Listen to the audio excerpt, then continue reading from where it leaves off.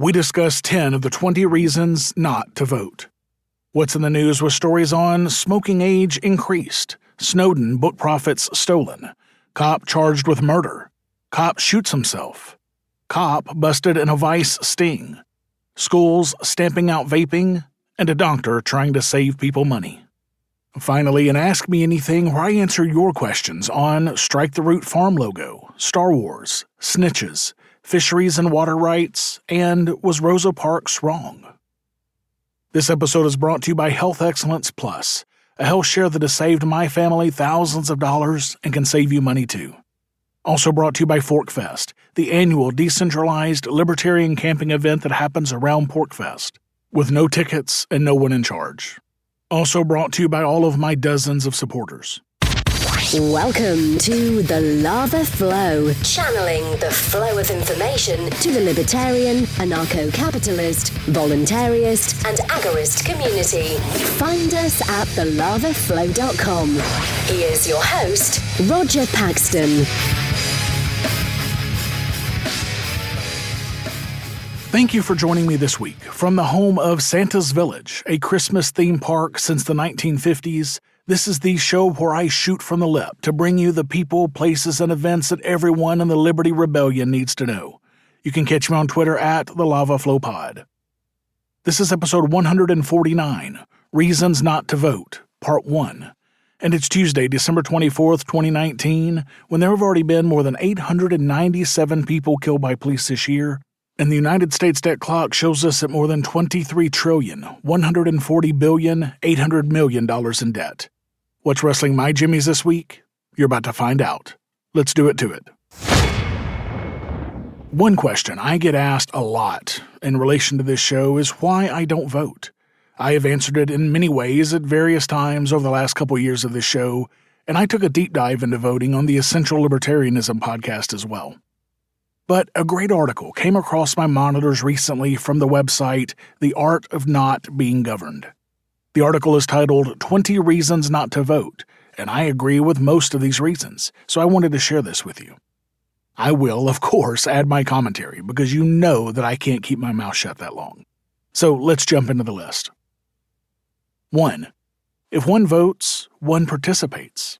If one participates, one condones and endorses the process, and subsequently what those elected representatives do and say in your name.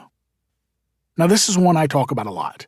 If you are participating in the process, you are giving your tacit approval of the process and the fact that they have the right to make rules and rule over us. Stop participating. It only encourages the bastards. 2. Electoral promises are meaningless because politicians are able to lie to gain the favor of the electorate and then do exactly what they want once they have it. Then there is no accountability or recourse other than waiting another 4 years or so to vote them out and replace them with someone else who will follow the established template and do the exact same thing. Now, this is one I have not considered as much, but it certainly does fit. The answer is always vote them out. But all you're doing is voting in a new person to do the exact same thing all over again. The definition of insanity is doing the same thing over and over and expecting different results. Are we really insane?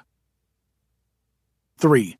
The act of voting grants legitimacy to the idea that it's acceptable for the majority or the collective to use the coercive arm of the state to impose their will on the minority or the individual using force or the threat of force, and for that reason, it is immoral to vote.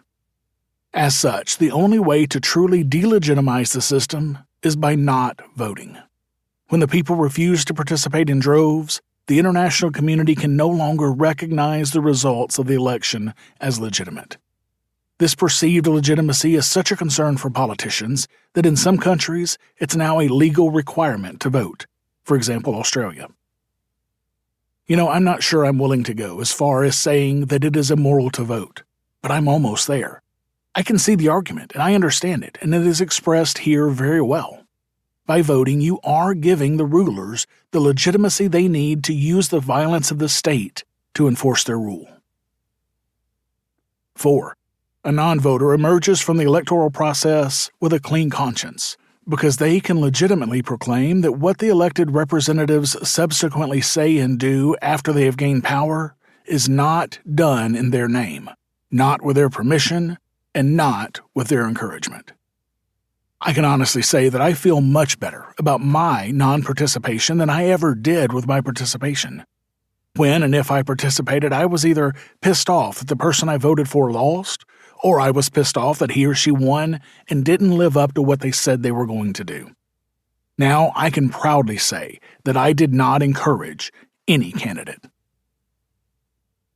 5. To not vote does not mean one relinquishes the right to then comment on, complain about, or protest the actions of the government. It is completely the other way around. When one votes, one effectively makes a contractual agreement.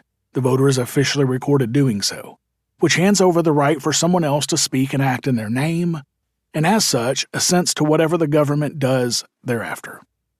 A non-voter, however, has not done so, and therefore retains the right to complain, object, and protest all they want. Now, I'm personally not certain that I would call this a contractual agreement, personally, because a contract requires a signature and full knowledge of what is in that contract. This is surely not the case here. This is more of a social contract, which, as we all know, is bullshit. I find it a bit odd that a libertarian site called this an actual contract. However, I do agree that not voting does not remove your right to complain. You don't lose your voice by not voting. Number 6. Participation in the system, for example voting, reinforces the idea that people can't live together without violent control. I agree with this one as well. If we truly believe that we can live without state violence, then why are we participating in the state's games? If we want to live without violence, we should completely stop participating with those who feel that we need violence to live together. Number 7. Participation in the system, for example voting, implies that the majority knows what's best for everyone. Clearly, the majority does not know what is best for everyone, but by voting, you are electing a small number of people, selected by the majority, to decide what is best for everyone. Is this right? Is this moral? Number 8. Participation in the system, for example voting, implies that the majority knows what's best for the individual. Now clearly, no one knows what is best for me as well as I do. I don't care how many bureaucrats you add to the mix. No committee of rulers knows me better than I know myself, so what gives them the right to decide my life for me? And, by extension, what gives you the right to select that committee of rulers? Number 9. Voting is effectively participating in mob rule, and the mob then enforces its views on the rest of society with a threat of violence. I mean, this one's as true as it gets. I can't dispute this one at all. Number 10. By voting, an individual literally advocates the use of force against peaceful people. I guess this one depends on what you're voting for. I mean, if you're voting for a tax decrease or against a tax increase, I'm not so sure this one's accurate. But if you vote for any candidate, even the perfect libertarian candidate, you are in effect voting to give that individual the ability to use force against peaceful people. So these are 10 of the 20 reasons not to vote. Now, I don't have time to get to the other 10 this week, but I will certainly get to those soon, hopefully next week. We do have visitors coming in next week, but I'm hoping to get a show out early in the week before they arrive. It depends primarily on how much other work I have to do. Either way, I wish you and yours a very Merry Christmas, a Happy Hanukkah, a Happy Festivus, Happy Solstice, Happy New Year, or whatever else you may be celebrating in the next couple of weeks. What's in the news? The news you need to know from a libertarian perspective. In nanny state news, the U.S. House passed their budget bill that included raising the age to buy cigarettes and vaping products to 21 years old. The same Congress that just passed a deficit increasing spending package is so worried about the long-term consequences of bad decisions that it has decided to raise the smoking age. The budget deal that passed the House Tuesday contains a provision raising the minimum age to buy nicotine products like cigarettes and vapes to 21. The push to increase the minimum age to buy tobacco products has grown in recent years. In 2016, Hawaii became the first state to raise its smoking age. Since then, 19 states and over 530 local governments have increased their smoking age to 21, according to Tobacco 21, an advocacy group.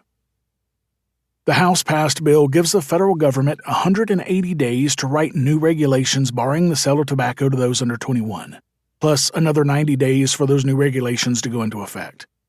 Provided the bill is approved by the Senate and White House as expected, a 21-year-old smoking age will be the law of the land by summer of 2020. It's a tired and nevertheless true argument that 18 is the start of adulthood, and thus should be the age at which we allow humans in America to make their own decisions.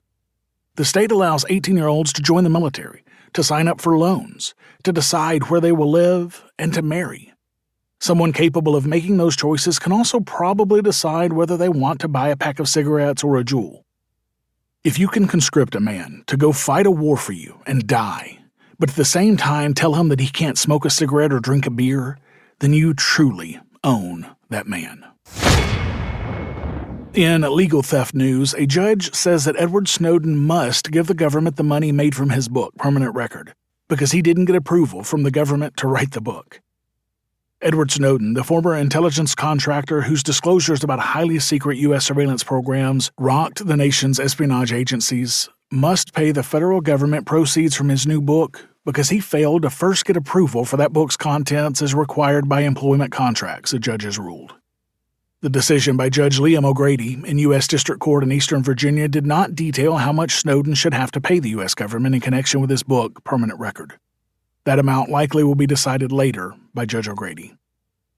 The judge's ruling Tuesday came in response to a request by the government to grant summary judgment in a lawsuit against Snowden for violating the terms of secrecy agreements he signed while working at the Central Intelligence Agency as an employee and a contractor, and at the National Security Agency as a contractor. The Justice Department is seeking to recover all proceeds earned by Snowden, it has previously said.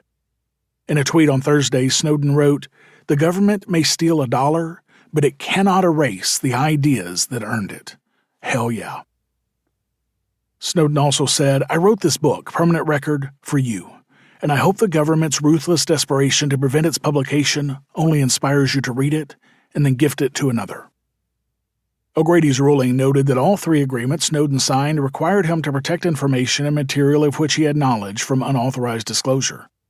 They also required him to submit for review any writings or other presentations he prepared which related to intelligence data or protected information. Snowden's book, which was published in September in the United States by Macmillan Publishing Group, details CIA and NSA intelligence gathering activities, including classified programs. Snowden, of course, did not get clearance from either agency for the book, nor did he get clearance for intelligence-related materials he displayed during talks he gave for various public events, which included at least one slide marked classified at the top secret level. Brett Max Kaufman, a lawyer on Snowden's legal team, said, "It's far-fetched to believe that the government would have reviewed Mr. Snowden's book or anything else he submitted in good faith. For that reason, Mr. Snowden preferred to risk his future royalties than to subject his experiences to improper government censorship." And of course, the government would not have reviewed this book in good faith. If the government was given a chance to review the book before publication, they would have redacted the vast majority of it. Snowden did the right thing here, by releasing his book without government censorship. Yes, it cost him a boatload of money, but goddammit, sometimes that's the risk you have to take. Not all heroes wear capes. As most of you know, I was laid off from my 9-to-5 director of IT job last summer. Among the many terrifying things about losing your job is losing your health benefits. Our family went about 6 months without any kind of health insurance, and the anxiety and worry that came along with that was not insignificant.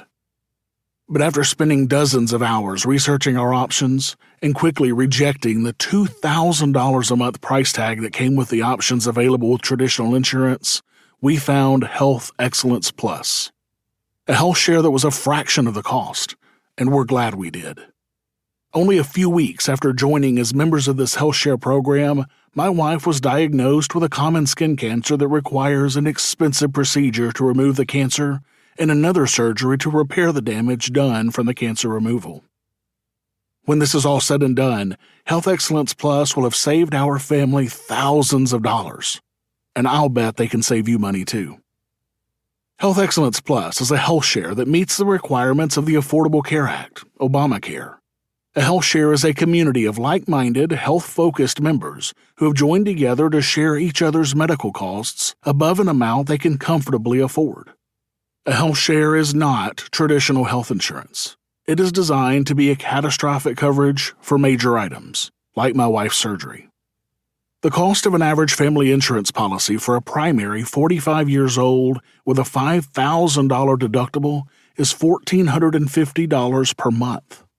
A Health Excellence Plus $500 initial insurable amount with a healthcare strategy is only $783. Get started saving money today at thelavaflow.com/health. That's thelavaflow.com/health. In Bad Boys news, a Texas grand jury on Friday indicted a former Fort Worth police officer for murder after he fatally shot a woman who had been babysitting her nephew at home in a case that drew public outcry for police accountability.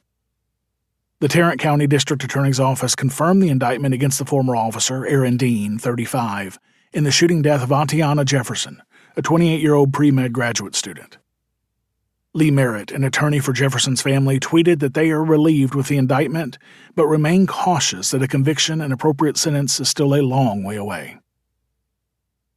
In the week after Jefferson's death, Tarrant County prosecutors said they had enough evidence to ask for a grand jury indictment, and said in a statement, "We will prosecute this case to the fullest extent of the law." The case led to a rare murder charge against a police officer in the United States when Dean was initially arrested just days after the incident occurred. He resigned from the Fort Worth Police Department prior to his arrest. Police Chief Ed Krause told reporters, "Had the officer not resigned, I would have fired him for violations of several policies, including our use of force policy, our de-escalation policy, and unprofessional conduct." Dean and another officer were responding to an early morning house call after a neighbor became concerned when they noticed the front door of a home, which belonged to Jefferson's mother, was left ajar and requested a welfare check. Jefferson had been babysitting her 8-year-old nephew inside and playing video games. According to police and body camera footage, Dean failed to identify himself before firing his weapon, striking Jefferson. The sad thing is that this is so rare that it's considered news. When a cop sneaks around someone's property in the dark of night, sneaking into the backyard as quiet as a mouse and telling the other cop to shh, be quiet, fails to identify himself, then shoots to death a person in the home, that cop should always be tried for murder, period, because that's what he did. There should be no question about this. But sadly, qualified immunity is usually the answer. Not in this case, thankfully. Fuck Aaron Dean in the neck with a jail cell. In more Bad Boys news, a Davie, Florida officer has shot himself accidentally while attempting to shoot a dog that was charging towards him. The officer was on a call when authorities said a dog charged toward him at around 2:30 a.m. While attempting to shoot at the dog coming towards him, the officer instinctively put his hand out to protect himself. He ended up firing a bullet into his own hand. What the actual fuck? Cops apparently don't know basic gun safety. Basic gun safety requires that you know your target and what's in front or behind it at all times. This asshat couldn't even figure out that part of himself was in the way. Another officer helped him tie a belt around his arm to stop the bleeding. Surveillance footage from a nearby doorbell camera shows additional officers and fire rescue crews arriving on the scene as the officer winces in pain. The officer is currently at the hospital with injuries that are said to be not life-threatening. The dog was grazed by the bullet and is said to be okay. Thank goodness. In even more Bad Boys news, a Seattle police captain is accused of sexual exploitation after he was arrested in an undercover operation by his own department. Sexual exploitation? For having sex with a consenting adult? Give me a fucking break. To be clear, the police captain here is not the bad guy. It's the thugs who arrested him for a completely consensual act. Now, the police captain may be a bad guy anyway, but not in this case. A Seattle Police Department spokesperson said, Seattle police arrested a 53-year-old SPD employee last night in an undercover vice operation in North Seattle. The employee was booked into King County Jail with a request for misdemeanor charges, and the information was forwarded to the Office of Police Accountability. Randall Woolery, 53, was booked into the King County Jail shortly after midnight Thursday and was released less than half an hour later, according to the jail roster. Sources said that Woolery offered the undercover officer, who was posing as a prostitute, $40. A police department spokesperson said the suspect is a 31-year veteran of SPD and was assigned to the Professional Standards Bureau. The suspect was placed on administrative leave, meaning he's still getting a paycheck. I had the awesome pleasure of joining liberty-minded voluntarists, anarchists, and libertarians for the 3rd annual ForkFest in June in the beautiful White Mountains of New Hampshire, and I had a blast. I've now been to all 3 ForkFests, and I don't plan on missing a single one. This year, the event at least tripled in size from last year, with tons more people there and several food vendors. ForkFest is a decentralized camping event where no one is in charge. This means there is no ticket cost to attend the event. This also means that you are free to create whatever experience or event you want or would like others to enjoy. You can connect with other ForkFesters via the unofficial Telegram chat or the ForkFest forum at the unofficial website forkfest.party. That's forkfest.party. Keep an eye out for the dates for next year's event, which will likely be in late June. I hope to see you at ForkFest next year. In Government Indoctrination Center's news, Texas schools are now using vape-detecting technology to arrest and imprison teens who vape. Imagine a building where drug-sniffing dogs roam the corridors.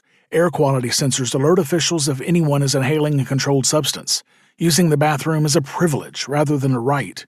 Clothing is searched in case anyone is hiding contraband up their sleeves, and those who are caught breaking the rules could face life-derailing punishments. Now, of course, you might be imagining a prison. In fact, I have just described a public school in Texas, where the authorities are so obsessed with stopping teenagers from vaping that they are perfectly willing to treat them like prison inmates. This year, Texas raised the vaping age from 18 to 21, and schools are pulling out all the stops, including installing vape-detecting sensors in the hallways to prevent underage use. The Texas Tribune reports, vaping nicotine alone is prohibited for students under age 21, and an increasing number are being suspended or removed from regular classes and sent to alternative schools designed for students with disciplinary problems. A smaller but rapidly growing number of students are being expelled when suspected of vaping THC, the mind-altering ingredient in marijuana, and a felony-level controlled substance under state law. THC oils or waxes used in vape pens are almost always more potent than the marijuana plant. Police are called and students arrested in cases where officials simply suspect a vape pen contains illegal drugs. As vaping continues to outpace traditional smoking among the nation's youth, students who a few years ago may have been charged with at most a misdemeanor for smoking a joint are now facing felony charges for having a vape pen in their backpacks. Now, that article highlights a few concrete examples. Student Thomas Williams Platt, age 17, brought a vape pen into school that he had purchased from another student.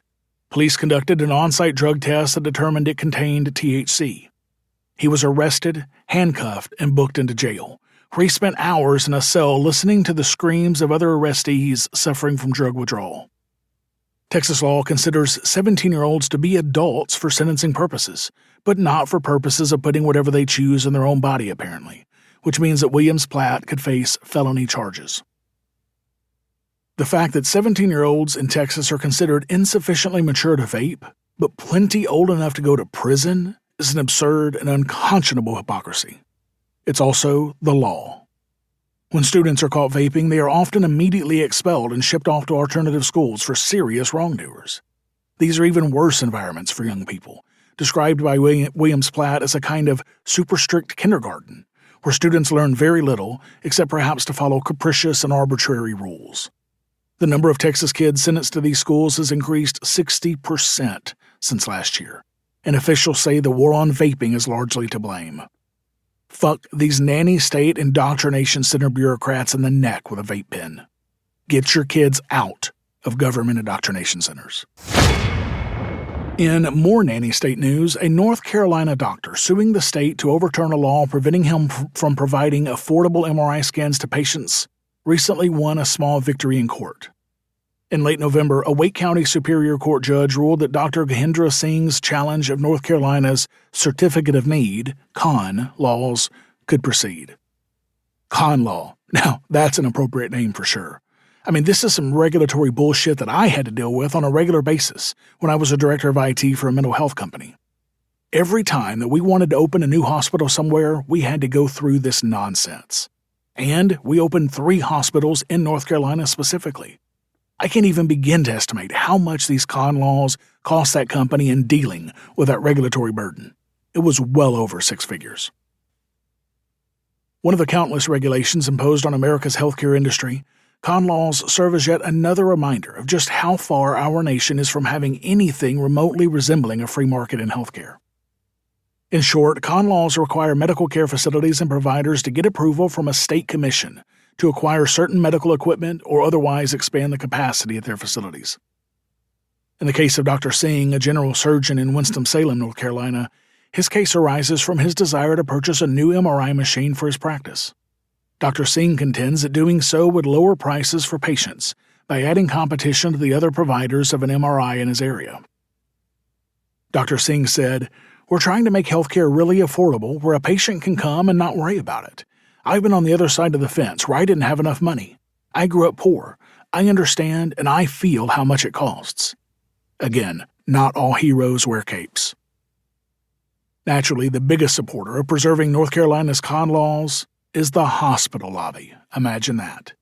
Con laws protect them from new competition, and as such enable incumbent providers to have near monopolies in their geographic area, providing the hospitals with much stronger bargaining power to negotiate higher reimbursement rates from insurers. The higher costs, of course, are passed on in the form of a more expensive insurance premium. According to news reports, the hospital lobby admits as much.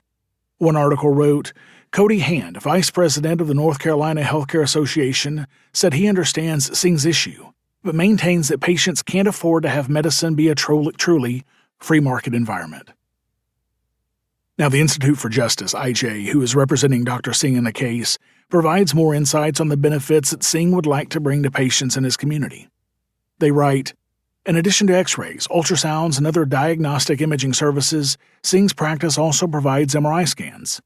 On average, an MRI at a North Carolina hospital costs upwards of $2,000.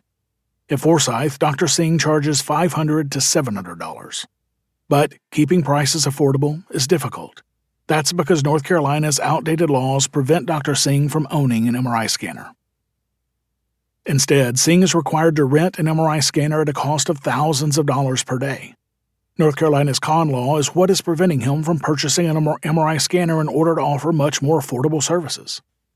As the Institute for Justice points out, unfortunately, Dr. Singh cannot even start the costly and cumbersome permit process because a board dominated by regulators and industry insiders has determined his community is not in need of any additional MRI scanners.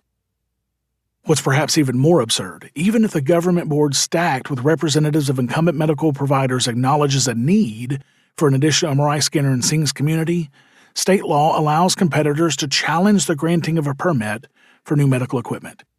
State law allows other providers, like the hospital down the street from Forsyth, to fight him at every step of the way. When all is said and done, obtaining a permit for an MRI scanner can cost upwards of $400,000, according to Institute for Justice. And that's just for obtaining the permit. That doesn't even include the cost of the MRI scanner. Now, this is just disgusting. Giving someone's competitors the ability to use the law, the force of government, violence, to stop a competitor from competing is one of the most egregious uses of government that there is. Ask me anything. Roger will answer your questions about, well, anything. Do you have a question for Roger? Email ama@thelavaflow.com or add your question to the latest AMA thread in the Pax Libertas Productions Facebook group. It's that time again. I'm going to answer your burning questions. Remember, you can ask me your question by adding it to the thread that I post in the Pax Libertas Productions Podcast Fans Facebook group, or by emailing me directly at ama@thelavaflow.com. Or if you're awesome as fuck and you support this show, you can ask me your question in the Lava Flow Super Supporters Facebook group or in Patreon. So let's jump into the questions. As always, supporter and friend Daryl W. Perry has a ton of questions. I'll get to some of them this week. First, he asks, have you selected a logo for Strike the Root Farms? Daryl, as a matter of fact, we have. The 99 Designs contest we ran gave us some awesome results, and we did select one. We're in the final process of getting that taken care of, then we'll be working on setting up our social media accounts, YouTube account, and our website. 2020 is going to be a big year for us starting in the spring. I think it's about time that Jess and I do another homestead update for our patrons, so be on the lookout for that in the next couple of weeks. Daryl's next question is, review of the new Star Wars movie? You know, I really did enjoy The Rise of Skywalker, and so did my boys. Hell, even Jess, who is no Star Wars nerd like the rest of our family, cried 3 times in the movie. I thought the movie was very well done. Is it a perfect movie? No, of course not. Are there flaws? Of course there are, just like almost every movie, and certainly every Star Wars movie. But it was a hell of a ride and very well presented. Now, it is not one of my favorite Star Wars movies, but man, it was good stuff. And finally, Daryl asks, would you rather hang out with Baby Yoda or eat a porg? Is it possible to say both? I mean, Baby Yoda, or as many people are calling him, Tiny, which stands for This Is Not Yoda, is just a badass, and so fucking cute. And porgs look delicious, especially when Chewie's about to bite into one. They look like little chickens. Jess and I have talked about keeping some of our meat birds at about 2 pounds at dressing and holding a Star Wars party with porgs on the menu. Maybe one day. Supporter John A. asks, should snitches get stitches for being punk bitches? Should they? No. That's kind of like punching a Nazi. I don't think anyone deserves to be attacked physically for their speech, even if their speech causes people to be violently kidnapped and thrown in a cage by other people. The only person in this situation who deserve to be attacked are the thugs who are actively in the process of kidnapping someone. However, just because those thugs deserve to be attacked does not mean that you should do it, because if you do, you're likely going to end up dead. Supporter Matthew R. asks, I love your answer about protecting wildlife in the last episode. I wonder what your thoughts are around fisheries. The concept of privatizing water rights seems harder to grasp than terra firma. Matthew, thanks for the question. This is a great follow-up to the question that I had on wildlife management a week or two ago. Frankly, though, I see no difference in owning property and livestock on land as on or in water. Water, whether it's oceans, lakes, rivers, whatever, can be divided up and owned just like land can. I see no issue with this at all. And farming fish in a fishery is no different than farming elephants or cows on the land. This would certainly be one way to stop the overfishing that we see in our current tragedy of the commons issue with the common use of the waterways on our planet. The reason we have overfishing is because no one is personally responsible for the waterways or the fish in them. If I were able to own a plot of the ocean and wanted to set up a fishery to farm a certain type of fish, you can guess that I'm going to do everything possible to stop the extinction of that species of fish in my owned waterway. It is government that causes overfishing and fish extinction. Get government out of the way. Open the planet's water to the free market, and you will see a boom in fish that you've never seen before. The last question this week comes from J. Mike. He asks, was Rosa Parks in the wrong? I feel this goes along with why I would not vote against Hitler in the way that the ideology is binding. Simply put, if by libertarian ideology the bus company has the right to choose who sits where, as it's their property, then they should be able to do so. Now look, J. Mike, let's be clear about one thing before we start. It was not the bus company that decided to make black people sit in the back of the bus. It was segregation laws in the states that required the bus companies to do so. Now, the bus company may have done so on their own, sure, but that was not the case here. Rosa Parks was not protesting against the bus companies. She was protesting the law, and she did so in a superb fashion. There is no comparison with nonviolent protests and voting. One is using the system created by government to ensure government continues with the complicity of the ruled. The other is standing, or sitting in this case, against government without playing by their rules, and in many cases explicitly against their rules. Rosa Parks is yet another hero without a cape, and I still applaud her bravery. Now that's all the questions that I have time for this week, but thank you to everyone who sent a question in. I still have a bunch of questions in the queue for next week, so make sure to subscribe to the show because there are some good ones coming up. Thank you for listening to the show this week. As always, I need to thank my favorite Christmas date, Jessica, for her help with the show. For the show notes to this episode where I put links and other information that's been on this show, go to thelavaflow.com/149. I have no new supporters this week, but thanks to all of my awesome supporters, I'm at $245 per episode, or 49% of the way towards my next goal of $500 per episode. Guys, thank you for all your support. Remember, when I hit this next goal, I will be upping the content that I bring you from half an hour per week to a full hour. I know you want more content from me, and I want to give it to you, so add your pledge today to help me bring you twice the lava flow that you're getting. So exercise your free market muscles by going to thelavaflow.com/support and giving a donation of as little as $1 a week, using Federal Reserve notes through my site or using cryptocurrencies through Bitbacker. I want to be able to bring you more content soon, so make sure to add your donation today to help make that happen. Again, that's thelavaflow.com/support. I have a new review this week from Fast Canoes. The review says, "Amazing. If there was one voice that humanity needed to hear, that voice would be Roger Paxton. This podcast changed my life, and I am forever grateful to the work this man has done." Jesus Christ, dude, those are strong words. That is so much appreciated, Fast Canoe. If you have a minute and you want to hear your review read right here on this show, please go to thelavaflow.com/Apple and leave me a rating and a review. All the cool kids are doing it, like Fast Canoe. Thank you to everyone who has left me a rating and a review so far. You guys rock.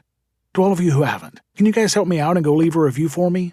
Go to thelavaflow.com/Apple to do that now. Until next time, keep striking the root. Thank you for listening to The Lava Flow at thelavaflow.com. Don't miss an episode. Subscribe now at thelavaflow.com/subscribe. This has been a Pax Libertas Productions podcast.